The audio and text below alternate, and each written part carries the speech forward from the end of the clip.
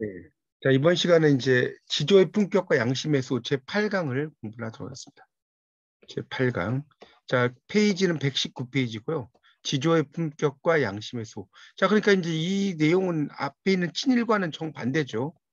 지금 공부하신 이게 지조인데 결국 이제 여기서 필기를 좀 하시면 뭐라고 쓰냐면 자, 뭐라고 쓰냐면 지조를 지키는 것에 고통과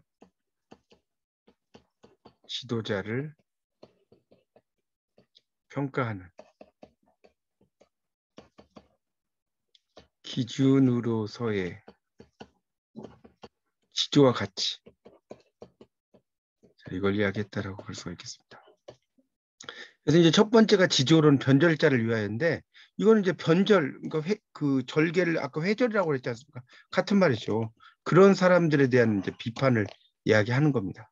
그래서 거기 119쪽이 이제 그런 내용이고요. 일단 작가는 125쪽을 먼저 잠깐 보고 설명드리겠습니다. 자, 125쪽에 조지우는 1920년에서 68년까지 사셨어요. 그러니까 뭐 우리 나이로 해서 한 50도 안 사셨죠? 그렇죠? 되게 짧게 사셨고요. 이 본명은 동탁이고 영양출생, 회화 전문, 이게 이제 요즘으로 동국대학교예요. 회화 전문이라는 게. 졸업을 하셨고 이 문장의 고풍의상, 승무, 이듬해 봉황수 이런 게 추천이 됐고요. 그래서 한국의 역사적 연면성을 의식하고 그다음 밑줄 세요. 고전적인 미의 세계를 찬양한 내용들이 주류를 이루고 있다 이렇게 나왔죠. 주류를 이루고 있다. 그래서 1941년에 오대산 월정사에 불교 전문 강원 강사를 지냈고요. 불경과 당시 당나라 시를 탐독했다는 소리예요.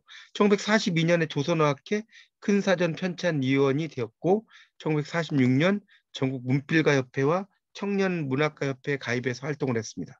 1947년부터 이제 고려대 교수로 재직을 했습니다. 그리고 6.25 때는 종군 작가로도 활동을 했어요. 상당히 이력이 화려하죠. 이제 넘어가 보시면 126쪽입니다. 또 자유당 정권 말기에는 현실에 관심을 갖게 되어 민권 수호 뭐 등 여러 가지 뭐 참여했다 이런 말 나오고요. 특히 이제 고전에 관심이 상당히 많았어요.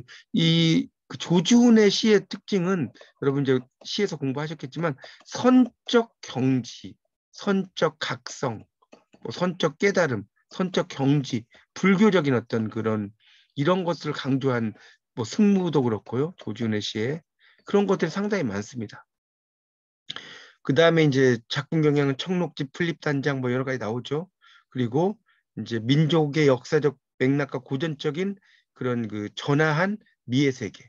그러니까 전화라는 것은 뭐냐면 고전적인 어떤 우아한 세계 이런 뜻이에요. 그런 정도. 그리고 이제 선치 제가 말씀 나오죠. 이 선이라고 할 때 이 선자가 참선할 선자입니다.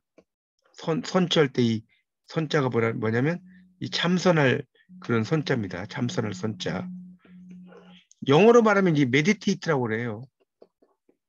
원래 이제 메디테이트는 명상하다기 때문에 약간 참선과는 다르지만 어쨌든 영어에서는 이 참선하다는 말을 표현하는 단어가 별로 없어요. 그래서 이 그래서 제가 이제 옛날에 선원 이런데 이제 그 가보면 선원이라고 있지 않습니까? 이런데 이제 가보면 그 메디테이션 센터라고 써놨더라고요, 영어로. 명상하는 센터. 이렇게 써놓은 걸 본 적이 있는데 하여튼 이제 그런 의미로 그 보시면 되겠죠. 자, 그래서 이제 그 박도진 박목월 청록파죠. 청록파라는 것은 이제 푸른 사슴이라는 뜻인데 왜 청록이라고 하냐면 사슴이 푸른색은 없죠. 그러니까 대자연을 띠누는 사슴이라는 뜻입니다. 청록이란 말 자체가. 그래서 청록이에요. 그래서 이제 하여튼 그런 내용도 있고요. 밑에는 넘어가겠습니다. 그 다음에 지조론에 대하여 밑에 있죠. 지조와 변절에 대한 견해를 적절한 예시를 통해 밝히면서 현대 지도자와 정치가의 변절을 공박한다는 거죠. 변절자를 위하여 나오죠. 그래서 이 지조론은 네 번째 줄에 1950년대 자유당 말기에 극도로 혼란하고 부패한 정치 현실 속에서 과거의 친일파들이 과거에 대한 뉘우침 없이 정치 일선에서 행세를 해요. 정치 지도자들마저 신념이나 지조도 없이 시대 상황에 따라 변절을 일삼는 그런 세태를 아주 이제 비판한 그런 작품이라고 볼 수가 있겠습니다. 자, 다시 이제 앞쪽으로 이제 넘어가겠습니다. 다시 넘어가서 119쪽으로 넘어가겠습니다. 자, 119쪽을 이제 펴보시면 지조론 변절자를 위하여 첫째 줄에 있죠. 지조란 것은 순일이라는 것은 완전히 하나가 되는 뭐 이런 거죠. 정신을 지키기 위한 신념이다. 눈물겨운 정성이고 냉철한 확집이다. 고집하고 똑같은 말이죠. 고귀한 투쟁이다. 뭐 이런 식으로 막 이야기를 하죠. 그 다음 단락에 이제 지조를 지키는 것은 어렵다. 뭐 이런 이야기를 쓴 거고요. 자, 그 다음 마지막 단락에 보면 지조는 선비의 것이요 교양인의 것이다. 장사꾼에게 지조를 바라거나 창녀에게 지조를 바란다는 것은 옛날에도 없었던 일이지만 선비와 교양인과 지도자에게 지조가 없다면 인격적으로 장사꾼과 창녀와 갈릴 바가 없다. 이런 말 쓰고 있습니다. 넘겨보세요. 그래서 이 식견이라고 하는 것은 기술자와 장사꾼에게도 있을 수 있지 않은가 이렇게 나오고 있죠. 근데 여기서 이제 시험 문제 되게 잘 나오는 게 뭐냐면 다음 중 뭐 지조와 그 뭐 관련된 사람이 아닌 것은 이렇게 나올 수 있어요. 그럼 여기 보면 밑에서 둘째 줄에 1번 선비, 2번 교양인, 3번 지도자, 4번 장사꾼. 당연히 장사꾼이 되는 거예요. 자, 여기는 이제 지조를 중시한다고 그랬지 않습니까? 근데 장사꾼은 지조보다는 이익을 중시하는 거죠. 이익에 따라 가는 거지. 그렇죠? 그런 게 그러니까 틀립니다. 그렇게 시험에 나올 수 있어요. 근데 여기 기출문제에서 상당히 많이 나왔던 문제 중에 하나입니다. 그래서 이제 뭐 그 지조에 대한 이야기를 계속했습니다. 이걸 제가 뭐 일일이 다 설명을 할 필요는 없으니까 여러분이 좀 읽어보시면 되는데, 거기 이제 121쪽 보세요. 121쪽. 121쪽을 보겠습니다. 자, 121쪽에 이제 보시면, 지조 지키는 게 어렵다 이런 얘기가 나오죠. 거기 세 번째 단락부터 볼게요. 지조를 지키는 건 어렵다. 자기의 신념에 어긋날 때면 목숨을 걸어 항거하여 타협하지 않고 부정과 불의한 권력 앞에서 최저의 생활, 최악의 곤욕을 무릅쓸 각오가 없으면 섣불리 지조를 입에 담아서는 안 된다. 정신의 자존, 자시라는 것은 스스로 자자의 이 시자가 살핀다. 이런 의미로 이제 쓰이는 시자죠. 위에서는 자기 학대와 같은 생활을 견딘 힘 없이는 지조가 지켜지지 않는다. 그러면서 이제 신단제 선생이 나와요. 밑에 신단제, 단제 선생을 이제 이야기를 하는 거죠. 그래서 그 여기 보면 망명생활 중에 추운 겨울에 세수를 하는데 꿋꿋이 앉아서 두 손으로 물을 움켜 얼굴을 씻기 때문에 찬물이 소매 속으로 들어가요. 어떤 제자 까닭을 물음에 내가 동서남북 어느 곳에도 머리 숙일 곳이 없다. 이랬다는 거예요. 그래서 또 지조를 지키는 한용운 선생도 상당하죠. 아시다시피 그런 지조에 대한 힘을 이야기하고 있습니다. 뒤에 이제 122쪽, 123쪽 계속해서 이제 이 지조와 관련된 이야기들이 쭉 나오니까 좀 읽어보시고요.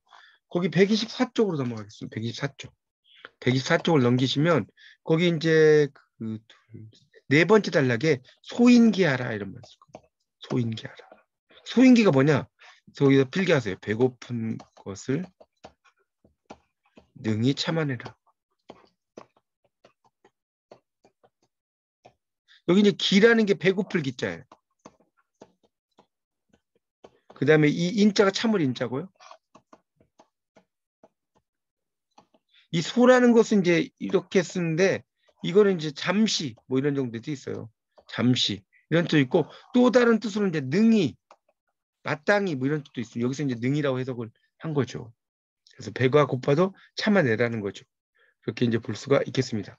그 밑에 있는 내용은 여러분 읽어보시고요. 그래서 결국은 이런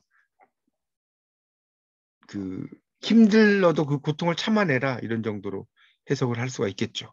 뭐 그런 내용으로 이제 쭉 이야기가 되니까요. 여러분이 읽어보시면 좋겠고, 그 다음에 이제 127쪽 김창걸의 절필사가 있어요. 127쪽입니다. 자, 이 127쪽에 나오는 이제 절필사는 말 그대로 이제 그 붓을 꺾는다는 거죠. 절필. 이런 것을 이야기하는 겁니다. 그래서 이제 이 김창걸이라고 나왔죠. 이 김창걸은 중국 조선족 동포 작가죠.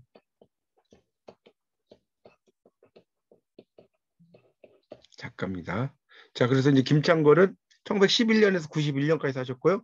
1943년 겨울 교화에서 쓴 그 미 발표작이다. 났죠. 그래서 이제 그 중국에서의 조선민족 현대 소설문학의 선구자다 이렇게 나왔죠. 그리고 이제 그 민족에 대한 견해를 버리지 않았다 쭉 나오고 있습니다. 그래서 이제 그 만선일보의 하계명까지 1호판을 바뀌게 되고 친일 어용적인 문학을 강요받게 되죠. 김창걸도 그랬다는 거예요. 그래서 이제 그 대동아 전쟁 문필가의 각오란 제목의 글을 써달라고 청탁을 받는데 그러니까 이 내용이 뭐냐면 앞에서 친일하고 같은 내용이죠. 대동아 전쟁에서의 승리를 위해서 사상적 동요. 동요라는 건 흔들린다는 뜻이에요. 여기서 동요는 이런 흔들림 없이 물질상 곤난을 극복하도록 문필을 통하여 고무해야 된다. 격려의 고무라는 것은 영어로 encourage죠. encourage. 그러니까 courage가 용기인데 인이 그 뭡니까 접두사잖아요. 용기를 북돋아 주는 거죠. encourage하라는 거죠. 그래서 이제 그런 내용에서 이제 제휴식에 시달려서 글을 안 썼다 이런 이야기죠. 그런 내용입니다. 근데 이 절필사라는 내용은 이제 보겠습니다. 한번 보죠. 거기 이제 절필사는 아까도 말씀 붓을 꺾는 이야기예요. 절필.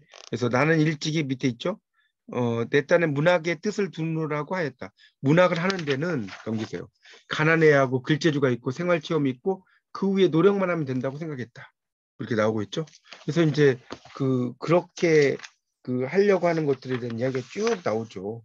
여기서. 그러니까 지금 이 부분은 거기 127쪽에 그 나는이라고 시작되는 그 위에다 좀 써놓으세요. 문학으로서의 토대였던 바로 가난한 유년 시절이죠. 그 이야기가 계속 나옵니다. 자, 그래서 이제 그 이야기는 쭉 이어지고요. 그게 이제 어디까지 가냐면 거기 이제 그 130쪽으로 왔어요. 130쪽의 세 번째 단락.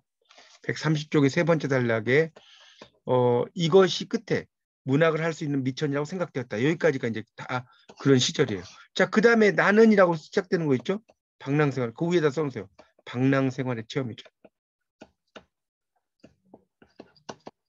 나는 방랑생활에 대한 체험이 있었다 이렇게 나오잖아요. 그래서 이제 그런 내용이 나오고요.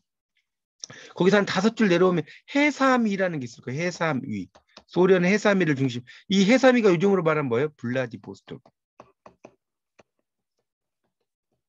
이야기하는 겁니다. 그래서 쭉 그런 어떤 방랑 체험을 이야기하다가 자 거기 이제 132쪽으로 넘겨보세요. 132쪽 하나 둘 셋 네 번째 단락까지 가고 그 밑에 또 나는 내 조대나 이 조대는 나라라고 써놓으세요.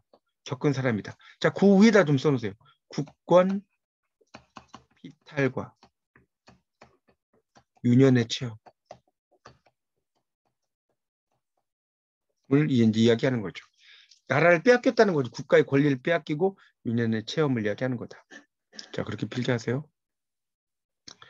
자, 이제 그래서 이제 그런 것을 이제 이야기하는 겁니다.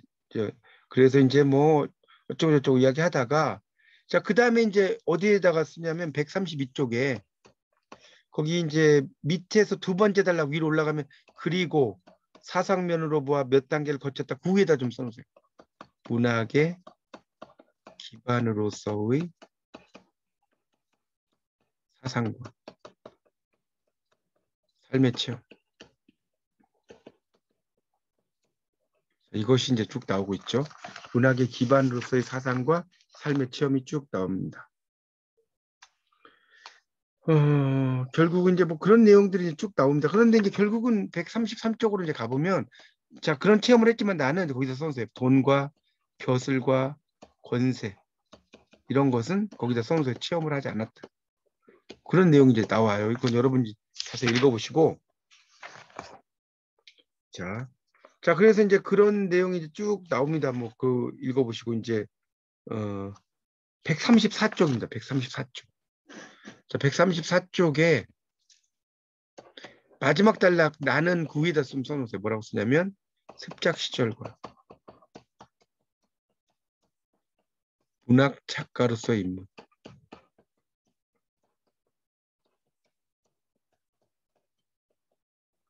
자, 그런 이야기가 이제 쭉 나와요. 습작 시절을 있었다. 자, 135쪽에 세 번째 단락의 셋째 줄 보세요. 거기 보면 M일보라고 이제 나올 거예요. 내는 M일보 뿐이고 이 M일보가 이제 요즘 말로 만선일보예요. 만선일보니까 M이라고 쓴 겁니다. 그런 이제 습작과 관련된 이야기가 쭉 나오고 자 거기 이제 135쪽의 마지막 줄 그런데 작품을 쓰는데 아무런 저해력도 없는가 거기에서 써놓으세요. 문단 생활과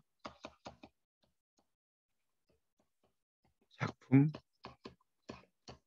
집필에 있어 어려운 점.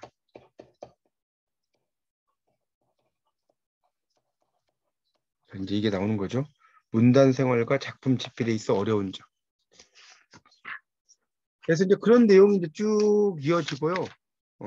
그런 내용이 나옵니다. 자, 139쪽. 자, 139쪽이 이제 마지막 줄을 보겠습니다. 139쪽이 마지막 줄. 자, 139페이지 마지막 줄 1943년 그 위에 이렇게 써놨어요. 부정적 성향의 글을 요구하는 시대와 작가적 고민. 자, 그게 이제 나오는 거죠. 작가적 고민이 나오고. 자, 그 다음에 이제 140쪽으로 넘겨보세요. 140쪽 넘기면 거기 그 위에서 네 번째 단락 겨우 400자나 되나마나 뭐 이런 말 나오죠. 그 위에다 써놓으세요. 문학을 하는 이유와 절필을 하는 각오죠. 붓을 꺾는다는 거죠. 자, 이게 이제 쭉 나오고 있습니다. 내가 왜 붓을 꺾느냐? 이런 일제의 그런 상황에서 내가 붓을 꺾는다. 자, 그래서 결국은 143쪽에 두 번째 단락을 보세요. 우선 붓을 꺾고 보자. 아무런 미련도 있어서는 안 된다. 나는 이제 붓을 꺾으려 절필사를 쓴다. 쓰고 보니 마치 거치장스러운 혹이나 떼어버린 듯이 거뿐하고 시원스럽다. 가슴이 후련하구나. 잘 가라 붓이여. 나오죠? 이게 이제 바로 절필사와 관련된 그런 내용을 쭉 설명을 작가가 하고 있습니다. 이렇게 해서 이제 그 제8장도 설명을 다 드렸습니다. 그래서